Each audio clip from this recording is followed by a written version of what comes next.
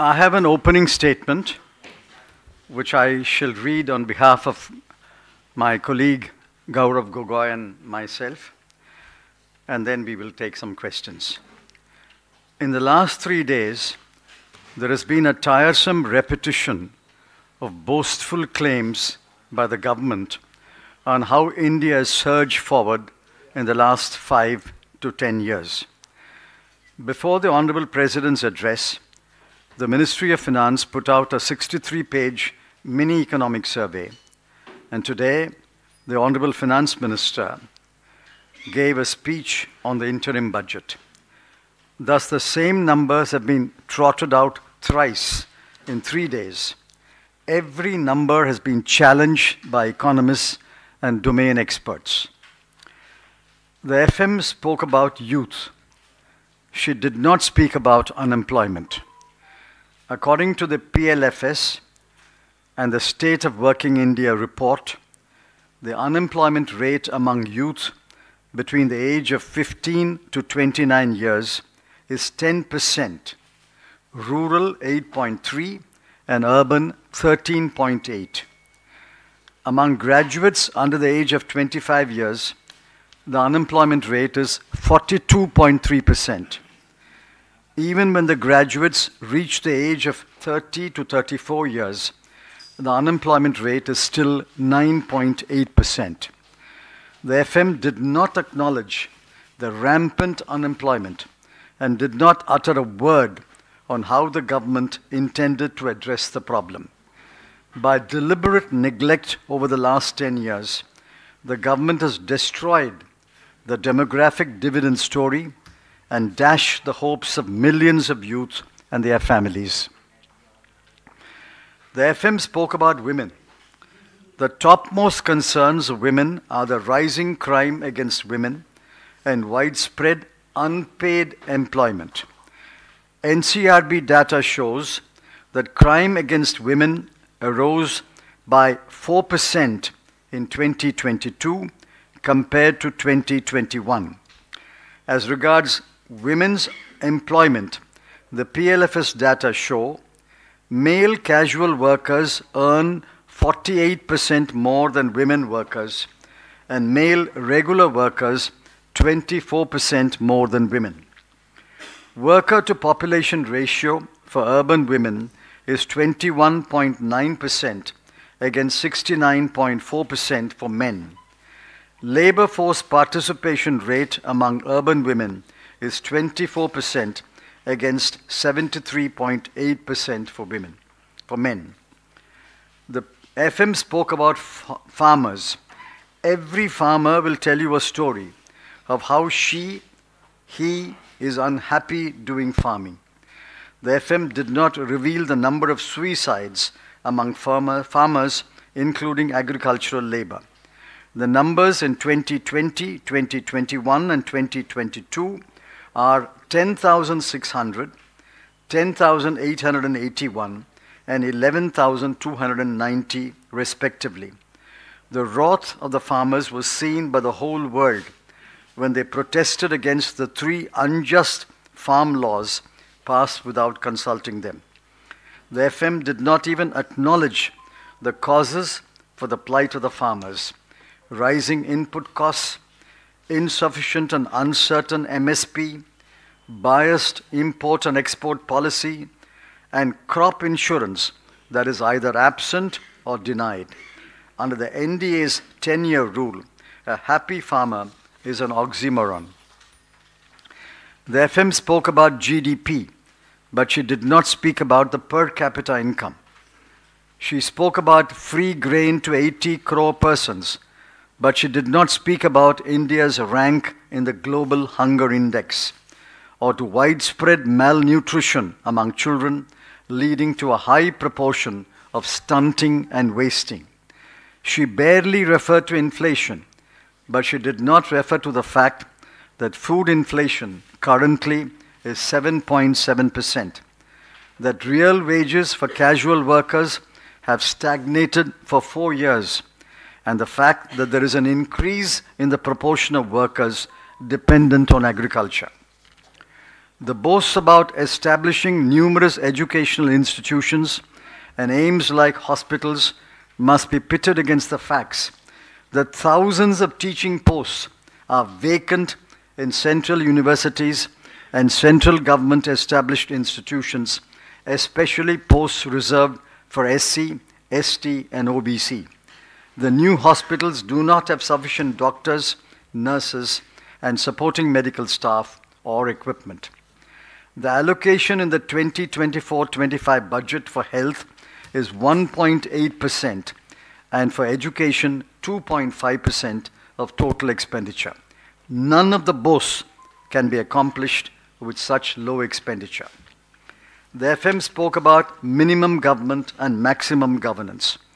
The minimum government policy, in reality, has undermined federalism, starved state governments of funds, and virtually reduced the third tier of governance, panchayats and municipalities, to ciphers.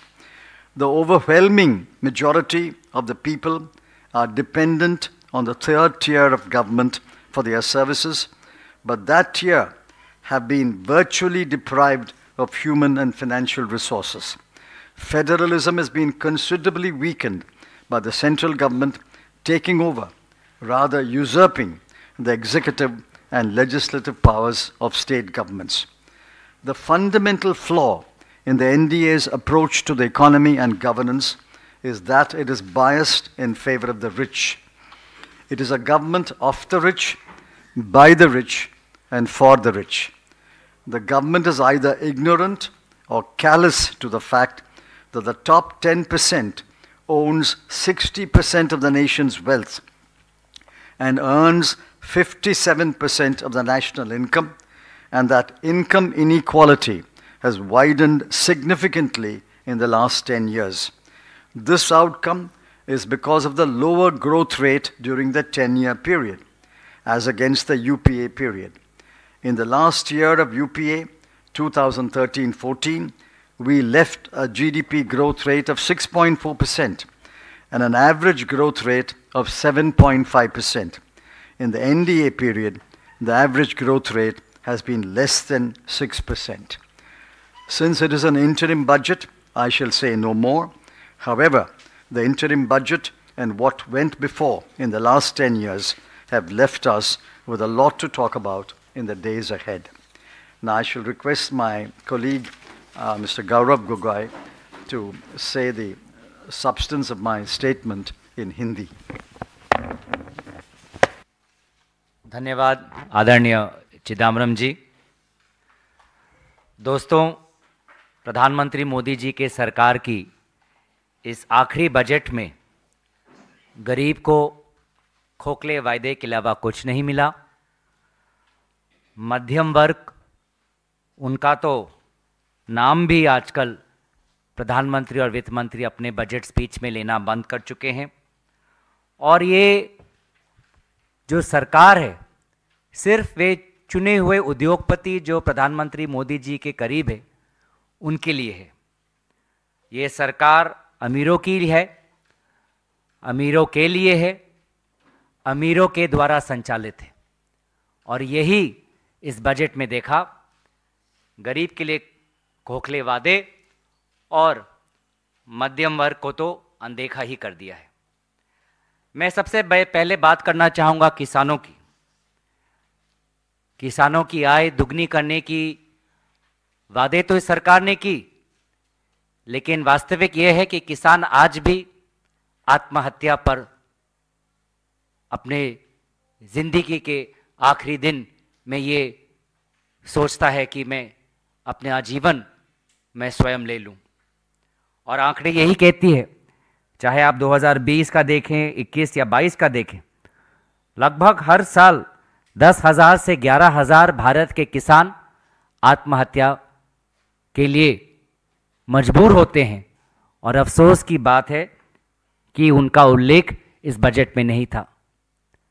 पूरे देश के किसान मोदी जी के 3 काले कानून के विरोध में आए और उन्होंने जो साल भर आंदोलन करने के बाद जो मांगे रखी, उन मांगों को भी आज इस बजट के इस वक्तव्य में नज़रअंदाज किया जा रहा है।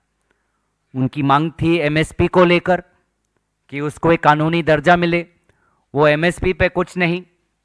उनकी मांग थी कि जो आयात और निर्यात की जो नीति है वो किसान के पक्ष में होने चाहिए, लेकिन हम देख रहे हैं बार बार, चाहे महाराष्ट्र हो, गुजरात हो, जब भी किसान की फसल अच्छी होती है सरकार किसान के पक्ष नहीं लेती और ऐसे कुछ नीति हाथ में लेती है जिससे कि किसानों को नुकसान पहुंचता है।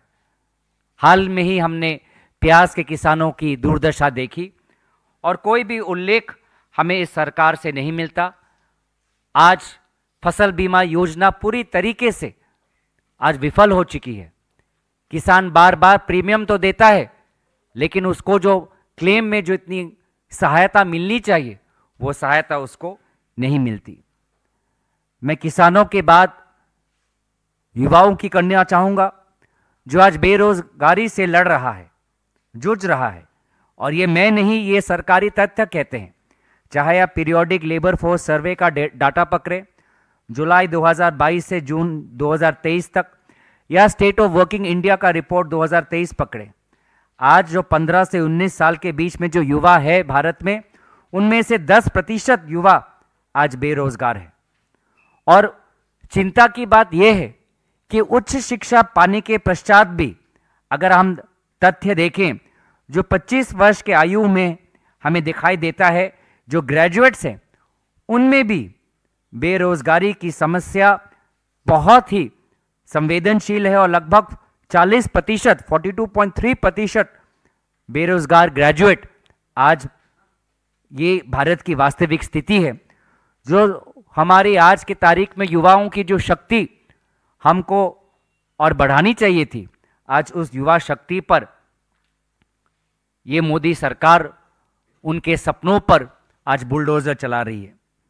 महिलाओं की बात बार बार की जाती है, लेकिन महिलाओं के प्रति जो आज भी क्राइम हो रहा है या जिस प्रकार से महिलाओं को धीरे धीरे लेबर फोर्स में जो उनका हक होता है कि पुरुष के जितना उनको वेतन मिले या लेबर में उनको और भागीदारी का एक मौका मिले, वो भी आज हम नहीं देख पा रहे। महिलाओं के प्रति क्राइम, आज NCRB national crime records bureau का डाटा देखें तो 2022 में 4% बढ़ोतरी हुई है अगर आप 2021 के तुलना में देखें। अगर आप मेल कैजुअल वर्कर्स का देखें तो वो लगभग 50% ज़्यादा कमाते हैं महिलाओं कैजुअल वर्कर्स के तुलना में। लेबर फोर्स का पार्टिसिपेशन रेट भी अगर देखें विशेष रूप से शहरी महिलाओं के बीच में, तो वो भी सिर्फ 24% ही है, जबकि पुरुषों का लगभग 70% यानी कि 73.8% है। तो महिलाओं को भी जो उनका हक आज की सरकार में, आज के माहौल में मिलना चाहिए, वो नहीं मिल रहा। मैंने युवाओं की बात की, महिलाओं की बात की, किसानों की बात की। जीडीपी में भी बार बार जीडीपी का उल्लेख तो किया जाता है, लेकिन पर कैपिटा इनकम का उल्लेख नहीं किया जाता। 80 करोड़ लोगों को मुफ्त में अनाज तो मिलता है, लेकिन कुपोषण जो आज भी एक बहुत बड़ी समस्या है, उसको लेकर हम बात नहीं करते। बच्चों के बीच में जो स्टंटिंग और वेस्टिंग की समस्या है, अनीमिया की जो समस्या है, ये जो सच्चाई है आज देश की, इस सच्चाई को बार बार छुपाने की कोशिश मोदी जी करते हैं। आज महंगाई, फूड इन्फ्लेशन लगभग 7.7% है। ये हमारे भारत के लोगों के लिए बहुत ही मुसीबत और बहुत ही मुश्किल है, लेकिन महंगाई से जो राहत आज देश को मिलनी चाहिए, वो राहत मोदी जी नहीं दे पा रहे। उच्च शिक्षा की बात करते हैं, मेडिकल कॉलेज की बात करते हैं, लेकिन इसका उल्लेख नहीं करते कि सारे उच्च शिक्षा के संस्थानों में आज हजारों की तादाद में शिक्षकों का जो पोस्ट है वो खाली है। और बहुत ही हमें दुख हुआ कि जब हम वो खाली पोस्ट देखते हैं तो उसमें से ज़्यादा पोस्ट वो हैं जो एससी, एसटी और ओबीसी, अनुसूचित जाति, अनुसूचित जनजाति और पिछले वर्गों के लिए जो पोस्ट रिजर्व्ड किए हुए हैं टीचिंग के, वो हमें खाली दिखाई देते हैं। तो ये सरकार बार बार अनुसूचित जाति, अनुसूचित जनजाति और पिछले वर्ग की बात तो करती है, लेकिन उनका जो हिस्सा होना चाहिए टीचिंग पोस्ट में या सरकारी पदों में, उसके बारे में ये सरकार कुछ नहीं कर पा रही। अस्पताल तो खोल रही है, लेकिन अस्पतालों में ना डॉक्टर दिखाई देता है, ना नर्स मिलती है, ना कोई अगर स्कैन करवाना हो तो उस प्रकार का इक्विपमेंट। तो शिक्षा और स्वास्थ्य जो किसी भी समाज के लिए अनिवार्य है, जितना बजट में मिलना चाहिए नहीं मिल रहा। 2024-25 के बजट में स्वास्थ्य के लिए 1.8% और शिक्षा के लिए 2.5% ही टोटल एक्सपेंडिचर का ये जो अमाउंट रखा गया है, ये बहुत कम है और इससे भारत आगे नहीं बढ़ सकता। तो ये अगर हम यूपीए की तुलना में देखें तो 2023-24 में जब हमारी सरकार हमने ये सरकार छोड़ी तो जीडीपी दर लगभग 6.4% था और एवरेज ग्रोथ 7.5% था। अब जब से मोदी जी की सरकार आई है, एवरेज ग्रोथ रेट कम हो चुकी है और 6% से भी कम है। तो ये अभी इंटरिम बजट है, लेकिन इस इंटरिम बजट से भी लोगों की बहुत अपेक्षा थी। ये अपेक्षा आज पूरी तरीके से आज बहुत लोग मायूस है और जो उन्होंने अपेक्षा की थी, अपेक्षा के अनुकूल आज इस सरकार ने काम किया है। तो इसी पे हमने अपनी ओपनिंग स्टेटमेंट आदरणीय चिदम्बरम जी ने आपके सामने रखा, उसका अनुवाद मैंने करने की कोशिश की और अगर आपके पास कोई सवाल हो तो निश्चय ही चिदम्बरम जी आपके सवालों का जवाब देंगे। धन्यवाद। That relief was given last year. This year, the rates have not been changed. That relief was given last year. But we have shown calculations that for many categories of income taxpayers, the old system is better. So what did they did? What did they do last year? They made it mandatory to switch over. And if you switch over once, they said you can't switch back. Therefore, they are forcing people into the new system. That is their right. But we have demonstrated by table, by showing in the calculations that for many categories of income taxpayers, the old system was better than the new system. आदरणीय वित्त मंत्री ने income tax के संदर्भ में जो कहा उसमें कुछ नया नहीं था। ये पिछले साल के बजट में इसका विवरण था और अगर आप आम जनता से पूछे तो बहुत से लोग पिछले टैक्स स्लैब में रहना चाहते हैं क्योंकि उनका एक अनुभव रह चुका है और इन पिछले इनकम टैक्स में उनको बहुत सी सुविधाएं मिलती थी। जो नए टैक्स स्लैब जिसका सरकार ने प्रसारण किया वो सुविधाएं नहीं मिलती। तो बहुत से लोग आम जनता और हमने भी अपने अध्ययन में देखा कि पिछला टैक्स स्लैब वास्तविक में आम जनता के लिए ज्यादा सुविधाजनक है। इसके पश्चात भी ज्यादा सुविधाजनक होने के पश्चात भी इस सरकार ने पिछले एक साल से मजबूरन लोगों को नए टैक्स स्लैब में जाने के लिए कहा है और बार बार ये निर्देश दिया है। ये लोगों की स्वतंत्रता और लोगों की जो उनकी जो ख्वाहिश थी कि पुराने टैक्स स्लैब में रहकर वो उनको ज्यादा सुविधाएं मिले, उसके खिलाफ है। और हमने भी अपने अध्ययन में देखा है कि लोगों के लिए पुराना टैक्स स्लैब ज्यादा अनिवार्य है, लेकिन ये सरकार की स्वेच्छा है। लेकिन सरकार ने कुछ नया मध्यम वर्ग के लिए इनकम टैक्स के राहत को लेकर इस इंटरिम बजट में नहीं कहा। If they were fair, they should leave the choice to the income taxpayer. The income taxpayer should have a choice of either sticking to the old system or the new system. Why are they compelling, forcing people to go to the new system? जैसे कि कहा गया है कि लोगों को मजबूरन नए टैक्स स्लैब में धकेला गया है इस सरकार के द्वारा और लोगों की स्वतंत्रता होनी चाहिए कि वो अपने अनुसार उनके इनकम और उनके प्रोफेशन को देखते हुए वो अपने अनुसार खुद चयन करे कि वो पुराने टैक्स स्लैब में रहना चाहते हैं या नया टैक्स स्लैब में। सर, ये सरकार अमीरों की सरकार है और विकास दर धीमा हुआ है, ये आप लोग हमेशा एलिगेशन लगाते हैं, लेकिन हम देखते हैं कि विधानसभा के चुनाव में बढ़त बीजेपी को रही है और जिस तरीके का कॉन्फिडेंस कल प्रधानमंत्री मोदी ने व्यक्त किया और आज वित्त मंत्री ने व्यक्त किया, ये इंटरिम बजट है और पूर्ण बजट यही सरकार लेकर आएगी, इस पर आप क्या कहेंगे और इंडिया अलायंस को कितना कॉन्फिडेंस है कि अगला बजट आप लोगों को पेश करने का मौका मिलेगा? The This question has nothing to do with the interim budget. This question is a larger political question.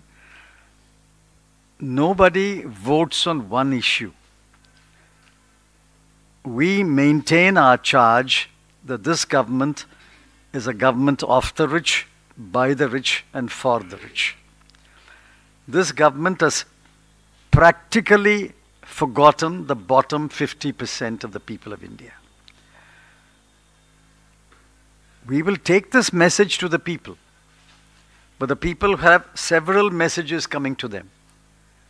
Economic messages, political messages, religious messages, cultural messages. What message will prevail with which voter, I cannot say. But we hope that the people of India recognize that their economic situation could have been considerably better. It's worse because of the 10 years of NDA government.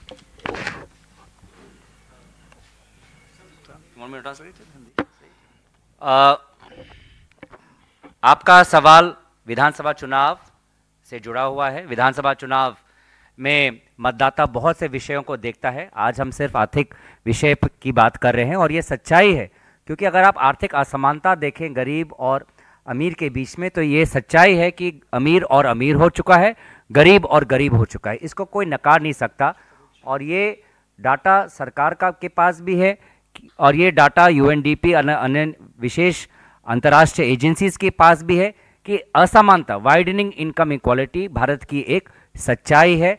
करोड़पति अरबपति बन रहे हैं, number of billionaires have increased but the poor have remained worse off because of inflation.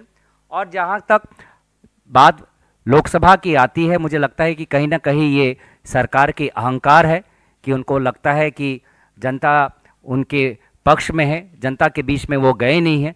तो ये सरकार की अहंकार भविष्य में बहुत महंगा उनके लिए पड़ सकता है। जनता जनार्दन है, हमें जनता के जनादेश के लिए रुकना चाहिए। लेकिन जो इंटरिम बजट में जो जनता अपेक्षा करती थी, किसान जो अपेक्षा करते थे, महिलाओं जो अपेक्षा करते थे, युवाओं जो अपेक्षा करते थे, मोदी जी के खुद के इतने वायदे थे, 15 लाख, 2 करोड़ नौकरी, अब तक तो फिर 20 करोड़ होना चाहिए था। तो ये जो अपेक्षाएं थी उस पर पूरा का पूरा पानी इन्होंने फेर दिया है। और जैसे कि हमने इस स्टेटमेंट में लिखा है कि अमीरों की सरकार है, अमीरों के लिए है और अमीरों के द्वारा संचालित है, क्योंकि उनको इलेक्टोरल बॉन्ड्स पर इनकी नज़र है। ये अमीरों की इसलिए मदद करते हैं ताकि फिर इलेक्टोरल बॉन्ड्स के द्वारा इनकी पार्टी में और चंदा आए। और ये वास्तविक है कि इलेक्टोरल बॉन्ड्स आप देखें तो सबसे ज़्यादा चंदा जाता है भाजपा को। तो ये उनकी पूरी की पूरी एक साजिश है कि कुछ चुने हुए उद्योगपतियों को मदद कर उनसे इलेक्टोरल बॉन्ड्स के द्वारा भाजपा अपने आप को और अमीर और धनी करना चाहती है। We welcome the white paper. If the white paper is anything like the 63-page mini economic survey, we will respond to that white paper. We are today responding to the 63-page mini economic survey and the 32-page budget speech. If a 100-page white paper comes, we will respond to that also. We are not afraid of a white paper.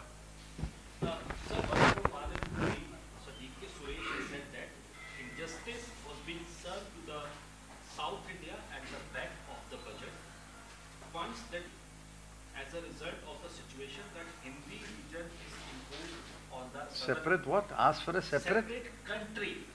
As a result of the situation, the Hindi region is imposed on the South India. I cannot comment on that statement. You have to ask him. But it is not the policy of the Congress party or the position of the Congress party to ask for a separate country. That I can deny. For the rest, you have to ask Mr. Suresh. Come to that. There's somebody on the just Hindi में बोल देता हूँ कि सरकार अगर कोई श्वेत पत्र लाना चाहेगी तो उसका तो स्वागत है, पर हम सरकार को उन्हीं के आंकड़ों को हम पढ़ाने की कोशिश करेंगे। अभी आरबीआई का कंज्यूमर कॉन्फिडेंस सर्वे का रिपोर्ट आया है, अब उस सरकार मोदी जी उसका रिपोर्ट पढ़ लें। जो जिनका आय 5,000 रुपये से कम है, आज वो कह रहे हैं कि हमारी आर्थिक अवस्था पहले से और ख़राब हो चुकी है। जिनका आय 10,000 से कम है वो कह रहे हैं कि आज हमारी आर्थिक अवस्था पहले से और ख़राब हो गई। हाँ, लेकिन जिनका आय लगभग जो लखपति हैं, करोड़पति हैं, वो बोल रहे हैं कि आर्थिक अवस्था बहुत अच्छी है। तो ये जो हम बार बार कह रहे हैं कि ये सरकार अमीरों के लिए काम कर रही है और अमीर भी इस सरकार से बहुत खुश है, वो आरबीआई के कंज्यूमर रिपोर्ट में है। श्वेत पत्र से हमें कुछ डराने की कोशिश ना करें। अब 10 साल हो चुके हैं, हमारा छोड़िए, खुद का जो उन्होंने 2 करोड़ प्रतिवर्ष नौकरी में से कितने नौकरी दिए, उस प्रतिवर्ष नौकरी में से कितने नौकरी दिए, उसका श्वेत पत्र वो निकाले। Somebody raised his hand there in the second row.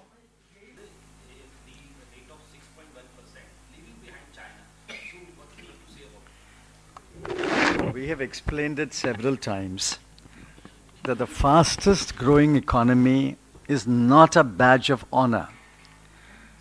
China's GDP is 5.5 times more than our GDP.